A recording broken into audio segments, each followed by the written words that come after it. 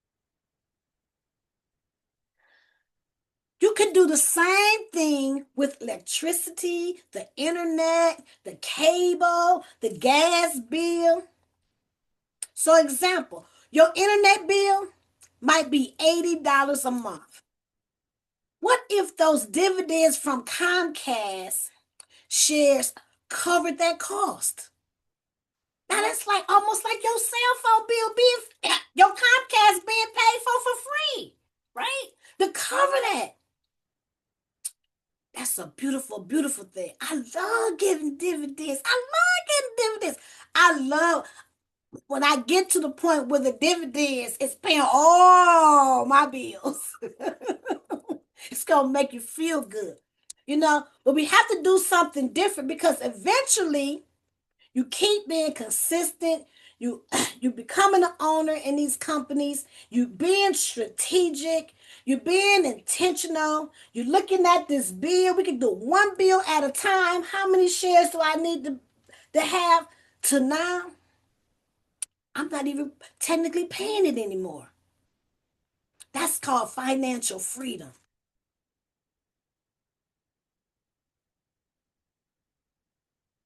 Non-negotiable number 4. Invest consistently. Wealth is built through consistency, not timing. Not saying I'm going to wait till times get better. I got to wait till I get more money. No, we found out throughout the year or so that it doesn't take a lot of money to invest. Most people, the myth is you have to spend a lot of money to invest.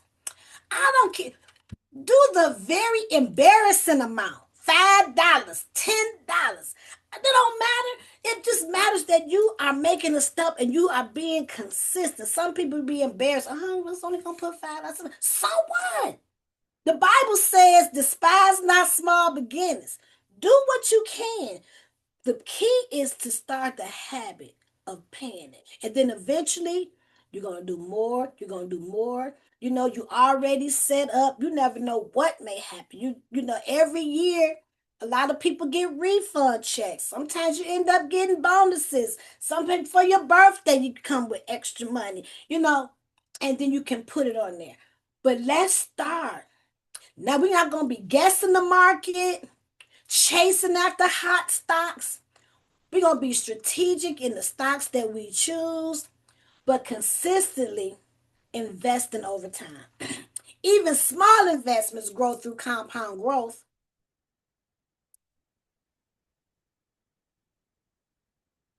Negotiable number 5. Understand what you invest in. So last week, I thought it was needed that I talked about cryptocurrency because I was running into a lot of people. Well, not a lot of people, but I have ran into people who got real excited because, they invested in crypto. They invested in crypto and their foundation wasn't even set. But I didn't want to make them feel bad. They were so excited. They were so happy that they was doing something different. Multiple people. And they at least, I'm investing. I'm investing in me some cryptocurrency. I wanted to say something, but I didn't. And I'm glad that I had an opportunity to talk about the cryptocurrency, what it really is, and your expectation about it. Because a lot of times it be a lot of hype. Crypto is all over the internet, hyping it up. And so we can't go by what everybody say, what's hype. You really have to know what you're doing. And cryptocurrency, like I said before, I'm not against it. However, it should be like the last thing that you do once your foundation is set first. Set the foundation first and then do the speculative things. So understand what you invest in. Never invest in something you don't understand. If you cannot explain it, you should not buy it. Take time to learn ETFs, which is exchange traded fund. REITs, which is real estate investment trust. How to become a landlord. I'm sorry. How to get into the commercial game without being a landlord, without worrying about toilets and tenants and having all of that responsibility. stocks, dividends, right? And so those who may not know what is ETFs, what is REITs, guess what? We record the shows. So you can go to grandrisingelizabeth.com, look it up and find all the replays from Monday through Friday. You can also go to madamfinance.com or LaKeishaLaGrande.com. On my brand resume, you will go to shows and you will find a ton of wealth of information regarding ETFs 101, REITs 101. Like, I really break it down to where you can easily understand it. See, financial education protects your money.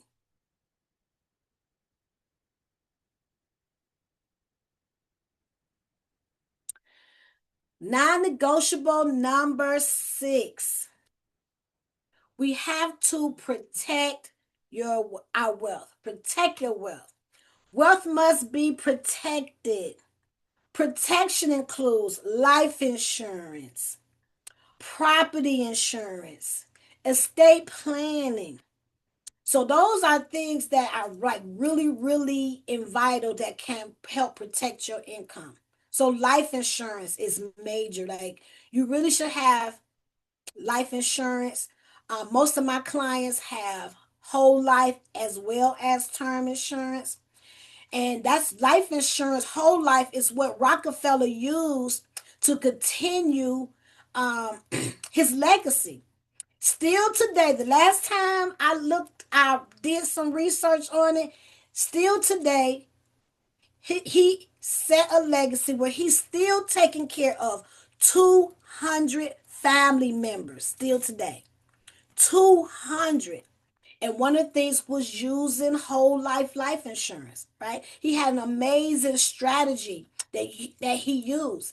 And so I love studying millionaires and billionaires because it gives you a blueprint, ideas on what you can do. Ideas, it definitely gave me some ideas, right? Because I have life insurance. I want to make sure my two boys are all right when my time comes. And so before, my mindset was to give them the money, right? No, I'm not. I'm not going to just give them the money in no lump sum. I'm going, I've already, because of my multiple business, I'm truly building wealth in real time. And so I'm not telling people to do things that I'm not doing or do not plan on doing, right? Because this thing is bigger than me. It's bigger than you. You successful individuals, still got drive in your heart and you still doing things, you still showing up. You have your businesses to set your legacy, even if you don't have children, but you have other relatives. We can't be selfish. We have to help our community, right? And be an example. So when I get my lump sum, when I pass away, my money is going within my trust, right? And that trust, that lump sum of money, if they have 100,000 a piece or 100,000, 200,000, I'm not giving it to them like that. They're gonna remember my birthday. Every year on my birthday, they're gonna get a lump sum every year. I don't know what that amount is. It might be 10,000, 5,000, 3,000, but they're gonna be able to get that for the rest of their life. Okay, Happy birthday to me. they're gonna remember my birthday. Grandkids, everybody gonna remember my birthday. They can't wait. Okay, when is grandma birthday coming up? Birthday coming up. Birthday in June. But that's something I could leave them for the rest of their life, because when you give them, your children and your loved ones, that lump sum of money, because 100,000, just say, is not a lot of money. 50,000 is not a lot of money. They can spend that, you know, within a week, within a day, before the money's out. You can figure all type of things to do, but they're not going to get a lump sum. So that's how he used whole life. Each time a person was born, Rockefeller They had what they call them family offices that they had, and there was rules that had to be placed if they wanted a certain amount of money. And so each child that was born, the parent was responsible to get $1 million policy, or get us whatever that policy was, to get that policy, and it goes to the trust. And so when that person passed away, it's going to the trust, right? And they able to get a certain amount of money, you know, for college. Maybe they want to start a business. It was able to be set up, and I want that for my grandkids, or and my nieces and nephews and their children. So if they wanted to go to school, there's a source for them where they can be able to go to college if they want. Or if they want to start their own business, it's money for them, right? And also it's a place too where they can loan money. He set it up where they can loan money and pay the money back to the trust. I mean, he was very savvy with it. So I'm just sharing those ideas with you because I like knowing ahead of time what to do. So when I get there, I already know what to do. Right? That's why I used to love going to Global Empowerment, to the answer and question session, right? Because people were on different levels, different, playing fields within their business. And so I have so much knowledge, I've learned so much. So when I get to that point, I already know what to do. I already have a guideline on how to handle a lot of situations, right? And so I love studying millionaires and billionaires, but that whole life insurance thing was amazing, a great concept. Okay, so I just wanted to share that with you, something for you to think about, for your family, to do a trust. It's amazing. Um, Property insurance. You want to make sure that you protect your income. Like, I want to protect my home. My home is paid for. My home been paid for a long time. But guess what? I need to make sure I keep some insurance on it. God forbid something happen. I want to protect my income, protect my asset, right? Even also with renters insurance. If you don't own your home, get some fire insurance slash renters insurance, right? You want to protect yourself. Okay, so having the proper protection is like very, very important. Even if, it's very expensive to get homeowners insurance, right? Prices are going up. Yeah. But if you can't afford homeowners insurance, at least get you some fire insurance. You don't want to totally be ASS out. You don't want to totally be out, okay? You want to protect your income. Because if you do have savings, right? Who wants to spend their money on emergencies like that? All your money on buying a new bed, have to move because it's expensive to move nowadays, right? You got to pay somebody. God forbid if there was a fire, you're responsible for moving those things out of your apartment. Not them, not the building, the owners. You're responsible. That costs, right? So, I've been really, really passionate about that this last couple months because there has been multiple fires that don't hit the news, and a lot of people did not have coverage, right? Smoke damages and water damage is just as bad as the fire damage. So you want to protect your income. Insurance is just so very important.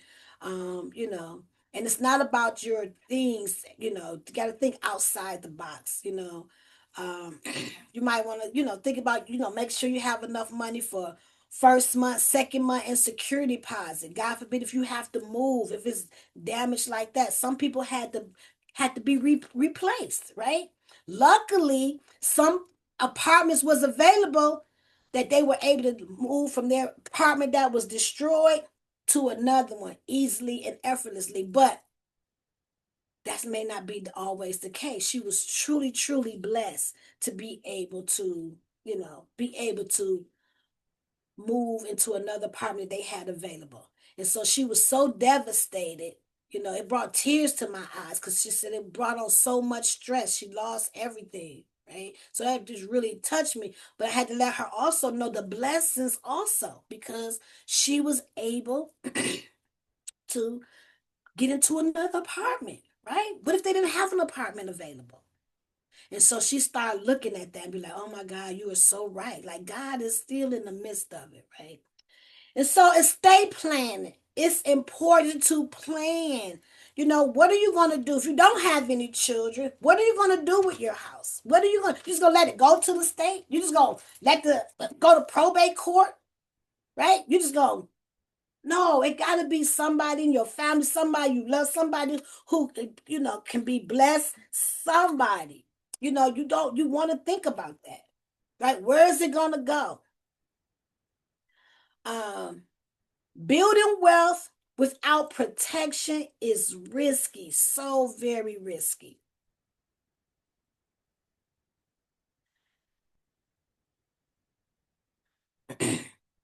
Non-negotiable number 7. This is what I was talking about. Speculation comes in.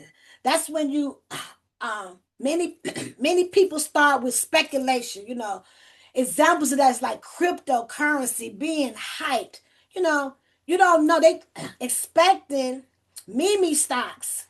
You know, beginner stocks, new startup businesses, risky trading. You know, that day trading, the option trading. Like a lot of that is just really risky.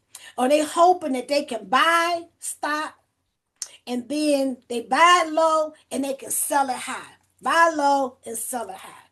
You know, that's just not a, you know, I'm not against it or anything. I have heard a lot of people, you know, have made money, but you cannot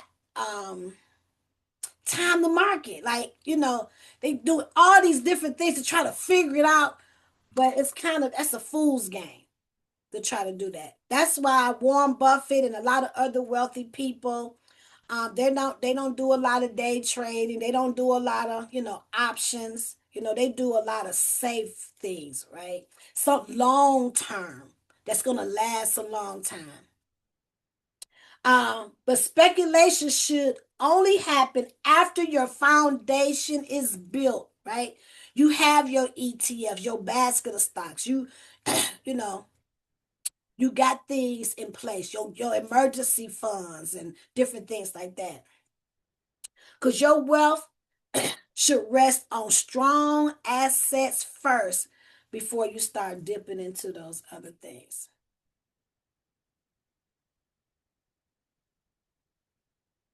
The wealth order. A simple framework for 2026 is financial education. We have to educate ourselves on finances, talk to people, see what people are doing. Emergency savings, you know, that's very important because if you don't really save, you know, you're going to, and things happen again, you will be going into your assets, you know, or pulling money out of your retirement. You have to have a plan. Open up a brokerage account. We all know that opening up a brokerage account is $0. It doesn't cost you anything to open up a brokerage account, but it costs you money to open up a credit union account. It costs you money to open up a bank account, but it's $0 to open up a brokerage account with Charles Schwab in Fidelity. Invest in assets. Yes, want to make sure that you are paying things that can pay you, things that will help you in your future. Not things, not just expenses and clothes that depreciate in value. Like, what do you own? Like, we have to start owning some things, ladies and gentlemen. We gotta start owning some things. Build passive income, right? Yes, like REITs is a great one. Like Realty O, they pride themselves on paying monthly dividends, right? They've been doing that for a long time. So we want passive incomes, you know, dividends and stocks. I did a show that talked about passive income, how to select companies, and so we want to make sure we build in passive income, getting dividends, okay? So passive income. Protect your wealth. We just talked about that. It's important that you protect your wealth. You know, do a will, do a trust. A trust always trump a will, especially if you have siblings. So if you have siblings, you might not want to do a will because your wishes may not um, be honored because they can contest it if siblings is involved. But if you have a trust will be able to do it. Uh, have your wishes granted. The this is the order wealth builders follow.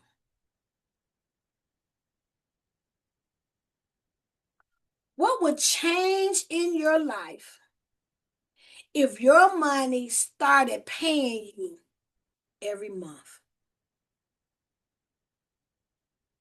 Would that help you out in y'all? Would that make you feel good? That money just coming in and paying you every single month. And you don't have to worry about nothing. You're not doing anything. It's just coming in because you thought about your future. You paid yourself. You didn't just make other people wealthy. You made yourself wealthy, right? Because every time you spend your money, you making somebody else wealthy. This mouse that I have in my hand, when I bought this mouse, I made somebody, a family wealthy. A family owns this mouse. I made somebody wealthy. My planner that I have, I made somebody else wealthy. This cell phone holder, this chair that I'm sitting in, I made somebody else wealthy. Can I make my own self wealthy too? Right? So every time you spend, if you don't have plans for your money, you're just going to be making other people wealthy. What about you? Remember, we talked about only two directions your money can go? Either your money is going to go out to make other people wealthy, or you can use your money to also to help make you wealthy. LaKeisha, they have this one saying, money coming to me now. So now we say money coming to me monthly. Monthly, right? Monthly. Quarterly, yearly. I like that. That's good. That's right. Yeah. So, well, how do I do that, Madam Finance? What's a brokerage account? Well, this is a list of well-respected brokerage accounts. Charles Schwab and Fidelity is what I use. I used to have I do still have Vanguard, but I don't use this from a previous job where I have money there, right? But I use Charles Schwab Infidelity on a regular basis. You have Robinhood. A lot of younger people like Robinhood because we don't have no patience. It's fast. They're always on their phone. But I like for stability companies that's been around for a long time. I love the customer service. They're open 24/7. That's right. 24/7. So you can't say you don't have the time. You can't say that. Because if you wake up at 3 o'clock in the morning, you can call them. I don't care what time it is. So it's no excuses. You can't say I don't have no money because you don't need no money to open it up. But can we at least open it up? Be prepared to when you get that option to do it. That's one less thing you have to do is open it up. You can be like, okay, it's already open. Now let me fund it. So I'm going back to all the people who I know who have not opened it, and we're gonna sit down. We're gonna have a conversation, and we're gonna talk about funding it and how to do it. Okay. And That's so, good. my niece, she was so happy. She opened up, she's from Canada, but now she lives here. She has a job. And I saw her on my brother's birthday the other day. She said, Auntie, I did. But I ain't did nothing. I don't even know what to do. I don't know what to invest in. So we're going to have that conversation, right? So that she can know, what to do. And I'm going to start sending them videos out to the people, so that you can get an idea and do your own research and see if these are companies that you might want to invest in. I highly encourage to go back to some of the other shows because I give some really good companies, you know, in depth on companies that you don't even have to research. You probably didn't even know about, but you can look at and be like, I think I might want to do that. I'm giving it to you for free. You don't even have to do all the research because I've done a lot of research. And some of those companies I invest in myself. So I encourage you to go back and look at some of those videos and look at those companies if you're not for sure all about those ETF companies, a lot of the different REITs companies. Um, yeah. So let's stay in touch. Okay. Let's stay in touch.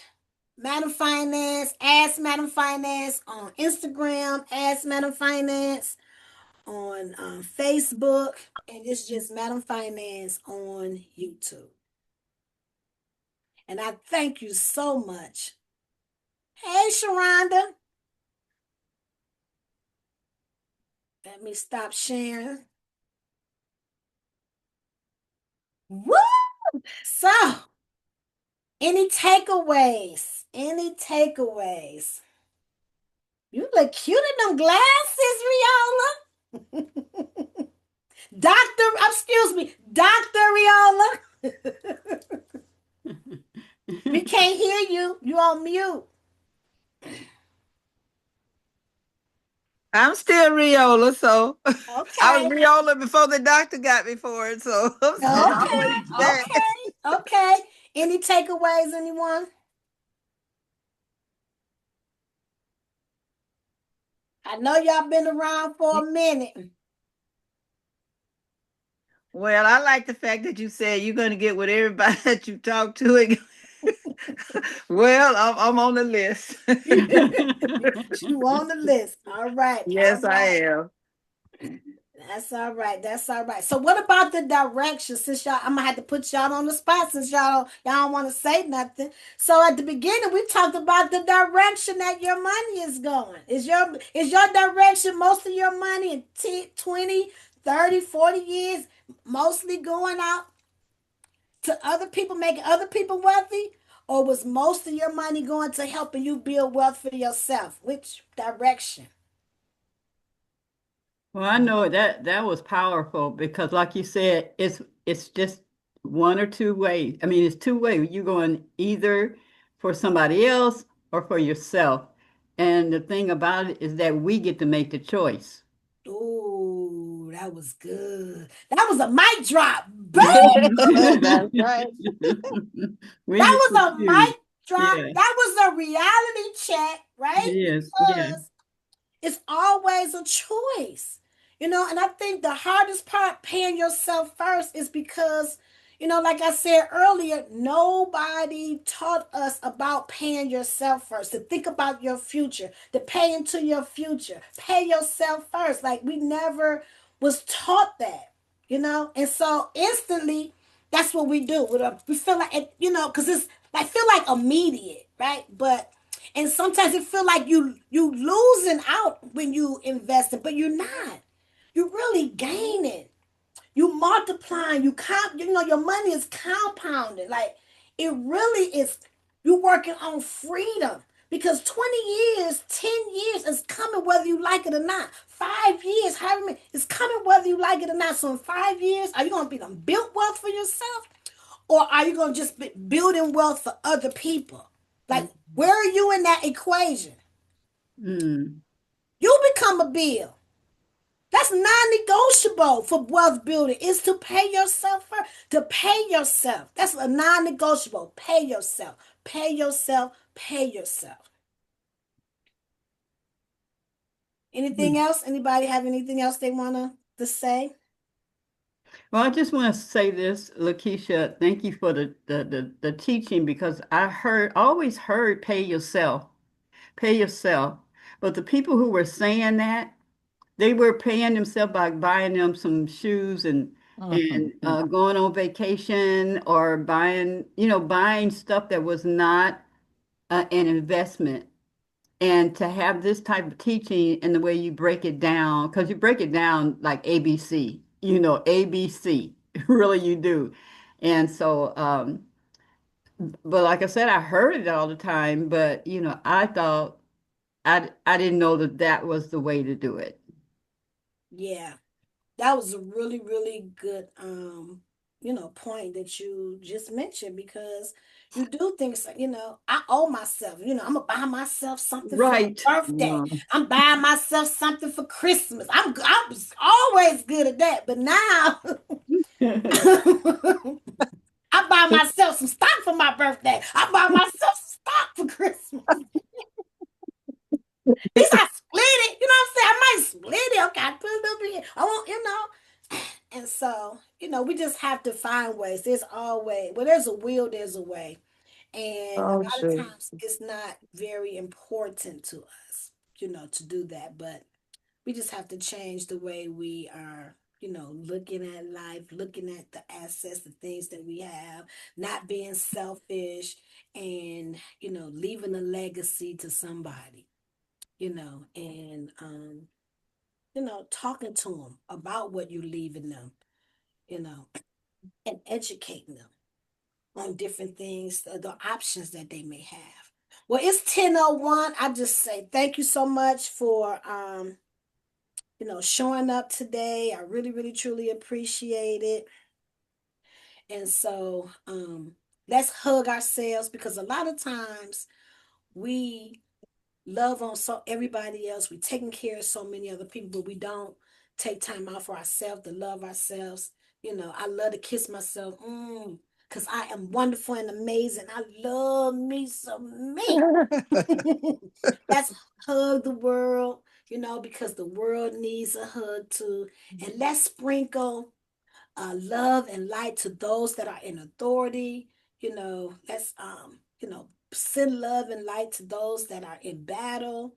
You know, and let's pray for them. We send enough love and light. You never know what miracles can take place. So I love you all. Love you too, LaKeisha. Hi. Okay. See ya. Bye. Bye Have a bye. wonderful day, everybody. You, Everybody on purpose. yes, on That's purpose. right. That's right. That's right. Yes. All right.